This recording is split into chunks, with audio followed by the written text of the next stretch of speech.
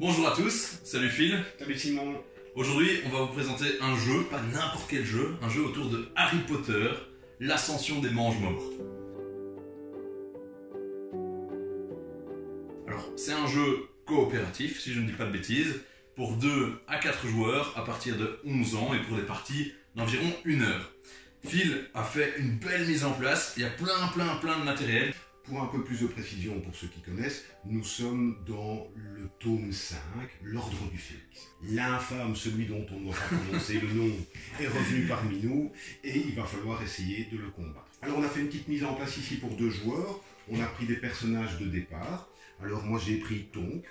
Et moi j'ai Albus Dumbledore, la classe. On est obligé. Et qui chacun correspondent à une des petites familles qu'on a ici. Toi, tu fais partie de Poudlard et moi, je fais partie de l'Ordre du Phénix. On aurait pu aussi choisir un personnage lié à l'armée de Dumbledore. Quoi qu'il en soit, tous les personnages, parce qu'il y en a 2 par famille, sont mélangés ici dans le paquet, donc on les retrouvera quand même. D'autres ont déjà été disposés ici le long des 3 différents lieux qui composent le plateau, à savoir le ministère de la Magie, Préolard et le chemin de traverse. Nous avons chaque fois 2 cartes par lieu ici. Et après avoir mélangé tout ça, et ce y compris les cartes Mange-Morts qui font partie du paquet, nous allons mettre la carte Voldemort, la carte dont celui dont on ne doit pas prononcer le nom, qui doit m'empêcher de il n'ira pas, au milieu du paquet, hop, il apparaîtra à un moment donné ou l'autre, bien sûr.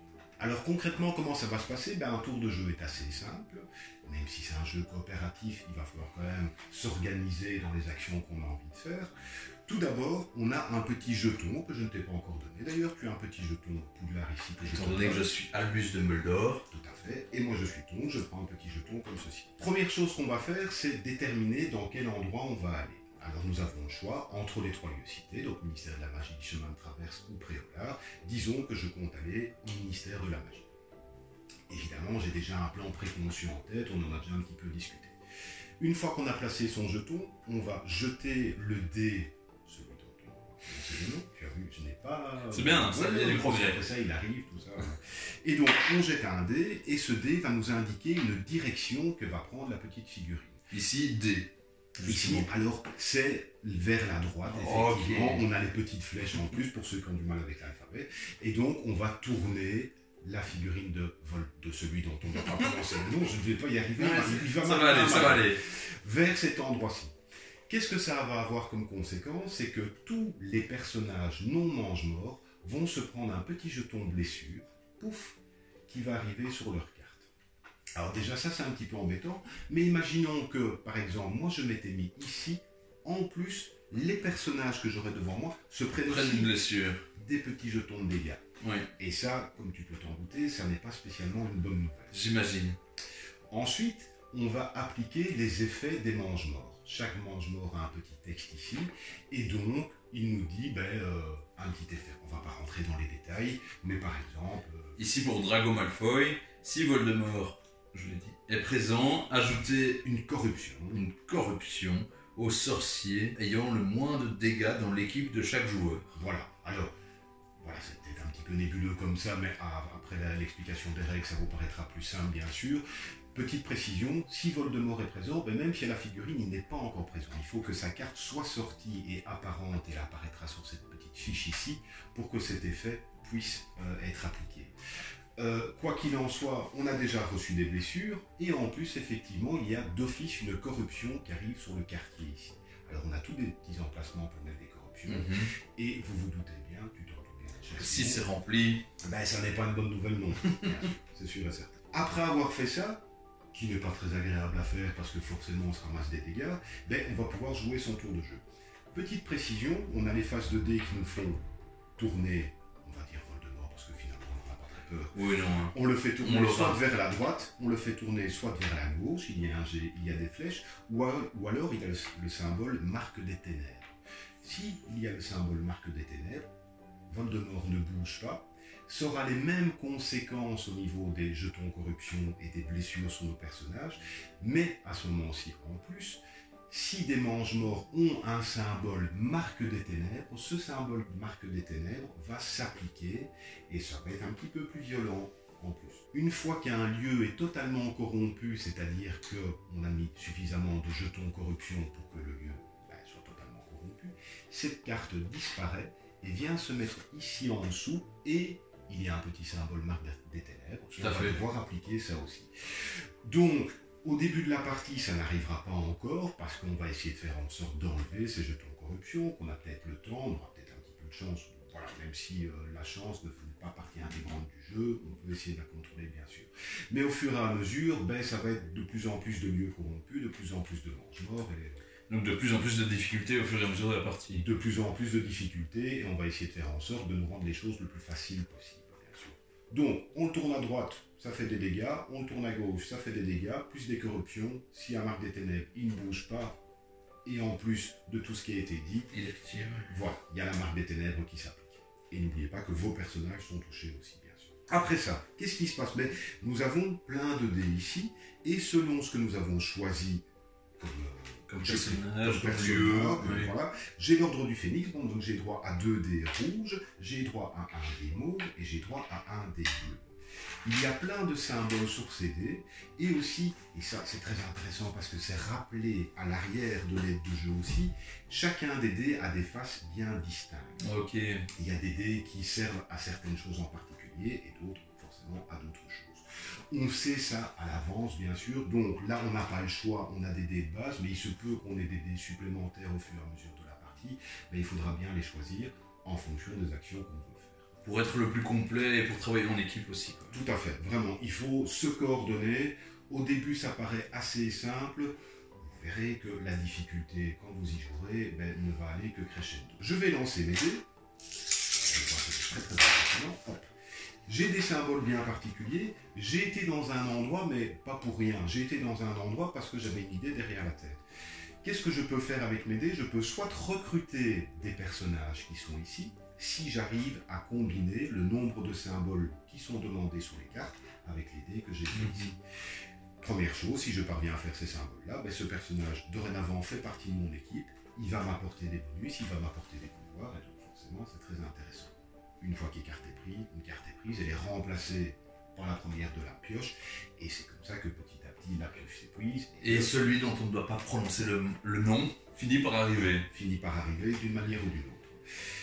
Petite précision, vous avez fait votre jet de dés, vous dites, bon ok, un jet de dés, je vais avoir de la chance. Non, parce que si je ne suis pas satisfait de mon jet de dés, de toute façon, là, effectivement, je ne pourrais pas... C'est pas très réjouissant, effectivement. J'aurais peut-être pas mieux fait d'aller là, mais ça n'est pas très grave. Et tout d'abord, je vais assigner un ou totalité, ou plusieurs de mes dés.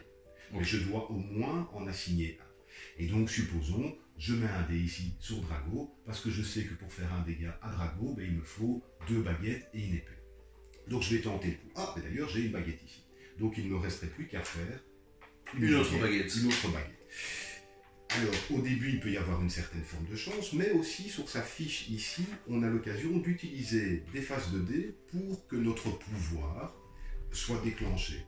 Ça peut être le cas sur ces cartes-ci, et ça peut être le cas sur des personnages qui arrivent ici. Donc, généralement, si on a bien agencé son coup, on devrait toujours être capable de faire quelque chose avec ces dés. Alors, du coup, voilà, je vais lancer ici. Ah, là, j'ai déjà un double phénix. Je vais l'utiliser parce que mon double phénix me permet d'ajouter un dégât à un personnage non blessé dans le lieu dans lequel je suis. Donc, voilà. Vous voyez, il y a toujours moyen de faire quelque chose. Je vais quand même essayer avec mon dernier dé ici. Hop, voilà. Ça n'a pas marché, mais ça n'est pas bien grave. Voilà. C'était pour l'exemple pour vous montrer que la vie peut être faite de choses fortuites comme ça. Je suis mis à la chance et que malheureusement, les dés n'étaient pas avec moi. Voilà ce qu'il en est pour un tour de jeu. Très très simple, je jette des dés, je vais les assigner soit à des compétences, soit à des personnages que je veux recruter, soit à des mange-morts que je veux blesser. En plus, petite précision, il y a des petits jetons ici. Chaque fois qu'on occasionne un dégât à un mange-mort, on va pouvoir prendre un jeton sortilège. Et les jetons sortilèges, ce sont des bonus qui vont nous être accordés, qu'on va même pouvoir utiliser pendant le tour des autres joueurs pour leur prêter main forte, et qui sont soit des faces de dés supplémentaires qui sont à défausser, soit il y en a beaucoup d'autres, on peut soigner, on peut mettre des dégâts, on peut mettre... Enfin voilà, il y a beaucoup de choses, je ne vais pas tout vous révéler par rapport à ça. On comprend déjà assez vite, et en lisant quelques cartes encore plus, que ça va être un jeu avec plein de combos, et qu'il va falloir bien réfléchir. Et effectivement, comme tu le disais, parce qu'on voit plein de dés, mais le hasard va être vraiment de plus en plus réduit. C'est à nous, en tout cas, de faire le travail de le réduire un maximum pour s'en sortir, si j'ai bien compris. Oui, tout à fait. Parce qu'effectivement, vous pouvez vous douter que, par exemple, il y a la grande famille Weasley qui est présente dans les cartes ici, mais que, par exemple, les cartes Weasley interagissent entre elles. Et donc, si l'un d'entre nous a déjà pris un membre de la famille Weasley, ce serait bien qu'un autre joueur ne prenne pas pour que ça puisse comboter entre. Vous allez comboter en fonction des symboles liés ici, on va vous dire peut-être que ça vous ramène un dé supplémentaire si vous avez recruté un personnage de tel type, etc. etc. Donc peut-être qu'au début, il peut y avoir un petit peu de frustration par rapport au lancer de dés, mais c'est de plus en plus maîtrisable au fur et à mesure de la partie. Des petites précisions encore, parce qu'une fois que l'ami, j'aurais aimé le prendre du premier coup, mais ça n'a pas marché, voilà, l'ami Voldemort apparaît, que je vais retrouver tout de suite, parce que je l'ai mis au milieu comme ça, donc comme je suis au milieu, il n'y a pas de raison que je ne le trouve pas. Mais je ne vais pas le trouver tout de suite, mais c'est pas bien grave. Je vais vous le trouver en milieu, il est ici, il apparaît. Qu'est-ce qui se passe quand Voldemort apparaît? On va le mettre, il vient se mettre ici. Et Voldemort, c'est ça le but du jeu, c'est de lui mettre suffisamment de dégâts pour qu'on espère être débarrassé de lui. Pour pouvoir lui mettre un dégât, il y a 3 épées. Alors il faut savoir que dans les dés qu'on a ici, des épées, il n'y en a pas énormément, mais qu'à un moment donné, récupérer ces dés jaunes, qui sont ceux sur lesquels il y a plus d'épées, où il y a même des faces avec 2 épées, ce sera intéressant de les collecter à un moment donné. Pour essayer de mettre des dégâts à l'ami Voldemort, il faut tout simplement être dans le lieu où il se trouve. Alors, ça c'est une petite précision parce qu'on peut se dire, il est là pour l'instant, mais je dois me placer avant de lancer le dé. Je vais lancer le dé, il va bouger, c'est pas bien. Mais non, il y a une possibilité quand même de pouvoir bouger au détriment par contre de certains dés qu'on a utilisés. Donc voilà, il va falloir essayer de se coordonner une fois qu'il est là. Deuxième petite précision, c'est chouette de pouvoir lui mettre du dégât, mais l'ami Voldemort est bien entouré et on ne veut pas pouvoir lui mettre plus de dégâts que de mange-morts qu'on a déjà tués, en fait envoyés à Azkaban. Chaque fois qu'on va éliminer un mange-mort, la carte va apparaître ici. Ouais. Et tant qu'on n'en aura pas mis 5, puisque c'est la jauge de vie de Voldemort, on ne pourra pas lui mettre 5 dégâts. On ne pourra pas lui mettre 5 dégâts. Voilà, donc il va falloir quand même essayer de recruter des personnages, mais en même temps d'éliminer des mange-morts ou de les envoyer à Azkaban, parce que sans cela, ça va être compliqué. Et une fois que Voldemort apparaît, je rappelle que ça met les pouvoirs des cartes mange-morts encore plus en évidence, puisque généralement ils disent si Voldemort est présent, et là ce sera le cas. C'est notre seule condition de victoire. Pour gagner, il va falloir infliger 5 dégâts. Par contre, malheureusement, des conditions de défaite... J'imagine qu'il y en a plusieurs. C'est souvent comme ça. C'est souvent comme ça, malheureusement. Alors, quelles sont les conditions de défaite? La première condition de défaite, c'est si un personnage se retrouve avec tous ses sorciers qu'il a devant lui décédés. Ouais. Alors, parce que nous sommes dans un monde plutôt pour enfants, en fait, ils ne sont pas décédés, on les a envoyés à l'infirmerie où Madame Beaufrèche va essayer de la Ça, c'est bien. Mais en attendant, ils sont hors circuit.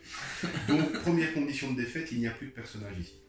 Deuxième condition de défaite, on vous avait parlé des lieux corrompus. Alors, il y a à chaque fois 2 cartes par lieu. Un lieu est corrompu, on va le mettre là-bas. Un deuxième lieu est corrompu, on va le mettre là-bas. Et il y a encore une dernière jauge ici. Si la dernière jauge est remplie ici et totalement corrompue, c'est perdu. Nous avons aussi perdu la partie. Donc il va falloir veiller à ça, retirer des marqueurs de corruption, mais en même temps tuer des mange-morts, mais en même temps recruter. Et donc il va falloir bien s'organiser, bien se coordonner en disant ok, moi ce tour-ci en plus j'ai plutôt des personnages qui enlèvent des corruptions, ou j'ai plutôt des personnages qui peuvent aider à soigner, ou j'ai des personnages justement qui peuvent attaquer plus facilement les mange-morts ou Voldemort. Bien se coordonner par rapport à ça. Troisième condition de défaite, parce que on ne peut pas s'arrêter là sur une condition de défaite, une condition de défaite, 2, non, on va en mettre 3. C'est que non seulement une fois qu'un endroit ici est complètement corrompu, on a perdu, mais en plus, s'il y a 4 lieux en tout, venant même de différents quartiers qui sont corrompus, nous n'avons pas perdu immédiatement la partie. Vous l'avez compris, c'est pas facile de gagner, mais tant mieux, il y a du challenge. C'est vraiment très très agréable à jouer. Alors il y a l'été, il y a un petit peu d'aléatoire, mais comme tu l'as très bien dit, il va falloir essayer de le contrôler, de le gérer, cet aléatoire, pour faire en sorte d'arriver à nos fins. Et alors, tu as parlé d'interaction entre le joueur, parce qu'on est toujours en train de discuter, j'imagine, à quel endroit on se rend.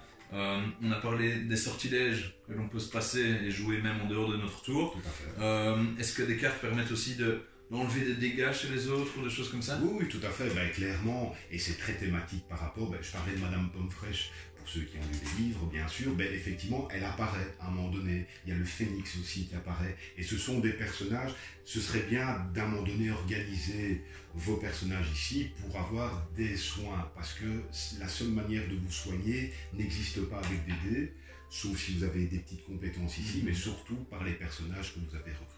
J'ai vraiment trouvé ça très immersif, pas facile du tout, mais très accessible. Ils mettent 11 ans, même un petit peu plus tôt. Je crois que si on connaît l'univers, ça aide à s'immerger et à comprendre les règles. Et très très agréable comme jeu, je recommande vivement. Moi, quand il s'agit de jeux à licence, comme tu l'as introduit, j'ai toujours très peur que ce soit quelque chose de complètement à côté. Des jeux Harry Potter, on en voit énormément sortir, on en voit peu sortir du lot.